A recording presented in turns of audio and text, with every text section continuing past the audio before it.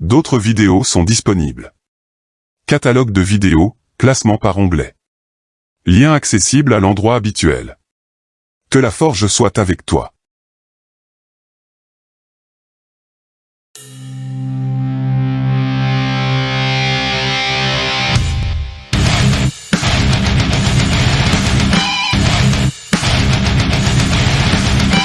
Mes respects à tout le monde, bienvenue dans la forge du Quantum. Aujourd'hui, atelier MAN numéro 43, continuité de fonction. Et on commence sans plus attendre par voir son utilité, et tu vas comprendre son importance capitale en sciences, donc à travailler avec sérieux. C'est parti.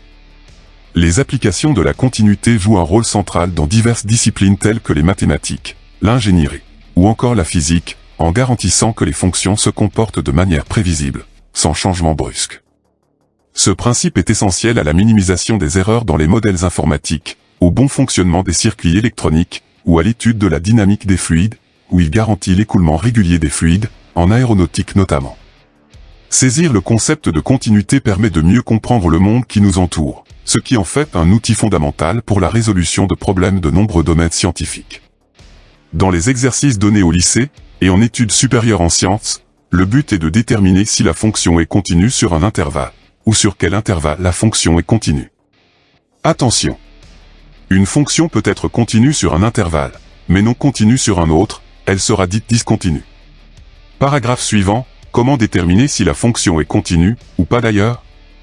Parce que le savoir est d'une grande nécessité. C'est parti! Graphiquement, une fonction est continue sur un intervalle si tu peux la tracer sans lever le crayon. La courbe de gauche fait partie de cette catégorie, contrairement à celle de droite, au milieu de laquelle il y a un trou béant dans le tracé, montrant sa discontinuité. Bon, avec la courbe dans un repère, c'est assez visible, à moins d'avoir quelques problèmes oculaires. Mais sans la représentation graphique, comment faire? Sois rassuré, je vais te montrer. Paragraphe suivant, on va commencer par la continuité en un point, et je vais te montrer deux méthodes que tu pourras appliquer. C'est parti. Première technique, via la limite. Pour tout nombre réel, a, appartenant à un intervalle i, la fonction sera continue au point d'abscisse a, si et seulement si la limite de f de x, quand x tend vers a, x strictement inférieur à a, est égale à f de a, aussi égale à la limite de f de x, quand x tend vers a, x strictement supérieur à a. Petit exemple pour mettre une image sur des mots. Soit f de x, égale à racine carrée de x. F de 0 est égal à 0. La limite de f de x, quand x tend vers 0, x strictement supérieur à 0, est égale à 0. Ceci indique que la limite de la fonction en 0 est égale à l'image de 0 par la fonction. Donc, racine carrée de x est continue en 0. J'anticipe la question que tu vas sûrement te poser. Pourquoi ne pas avoir fait la limite de la fonction en 0, mais par valeur inférieure? À cause du domaine de définition, mon enfant, puisque celui de la racine carrée est 0 inclus, plus l'infini exclu. Donc limite seulement par valeur supérieure. Next. Seconde technique, via le nombre dérivé. Pour tout nombre réel, a, appartenant à un intervalle i, la fonction sera continue au point d'abscisse a, si et seulement si le nombre dérivé de la fonction existe en a.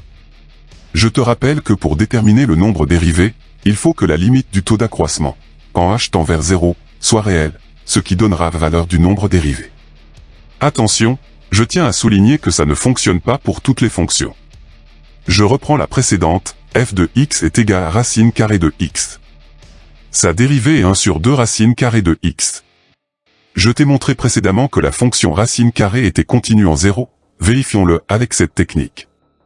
En prenant a égale à 0, en faisant la limite du taux d'accroissement, tu auras la limite de 1 sur racine carrée de h, quand h tend vers 0, qui va donner une limite infinie, par conséquent non réelle.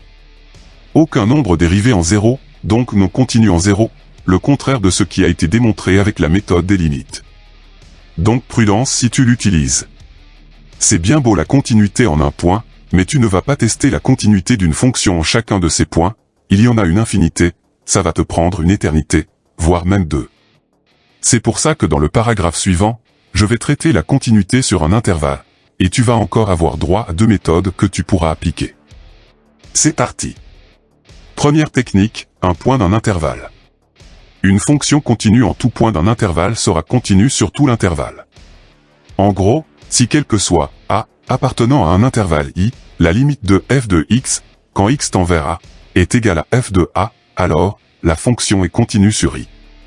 La courbe de gauche reflète exactement cette formule, vu que la limite en 2, par valeur inférieure, à gauche, ou par valeur supérieure, à droite, est bien égale à l'image de 2 par la fonction, ce qui est visiblement absent de la représentation graphique de droite.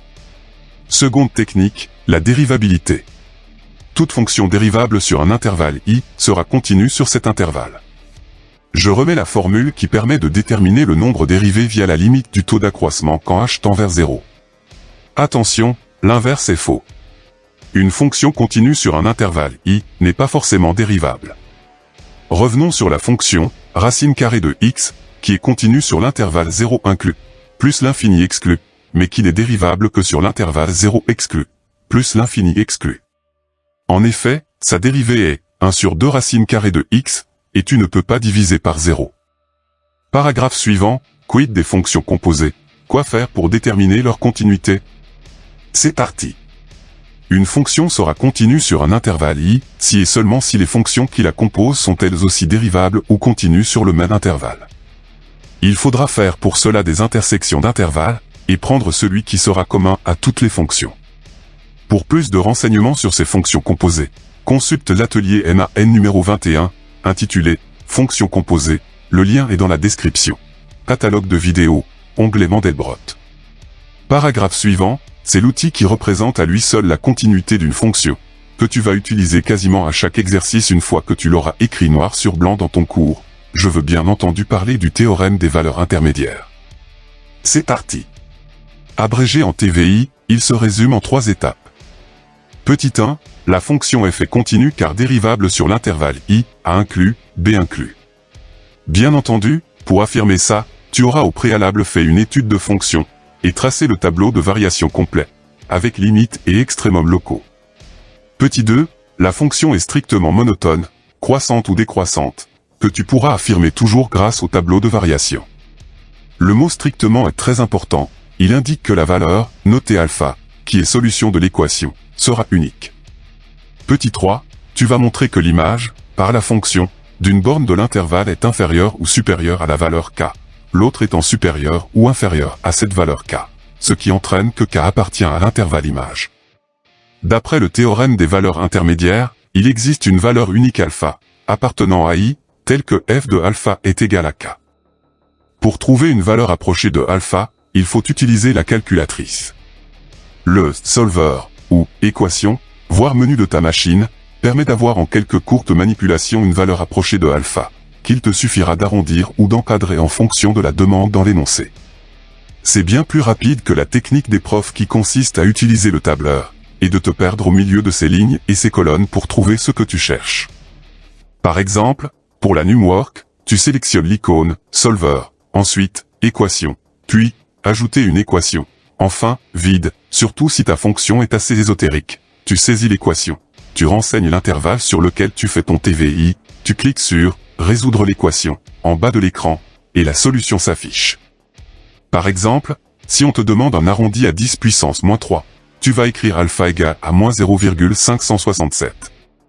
Si on te demande de l'encadrer à 10 puissance moins 2, tu écriras que alpha est comprise entre moins 0,57 et moins 0,56. L'atelier est désormais terminé. Tu as des questions? Tu veux un complément d'information? Rejoins-moi dans l'espace commentaires. Le cours complet en PDF, librement téléchargeable, est disponible dans la description de cette vidéo. Le tutoriel de travaux dirigés intitulé Forge MAN #043, continuité de fonction, est accessible, le lien est en description. Je t'explique comment forger des exercices dans les règles de l'art. À tout de suite. Tchuss.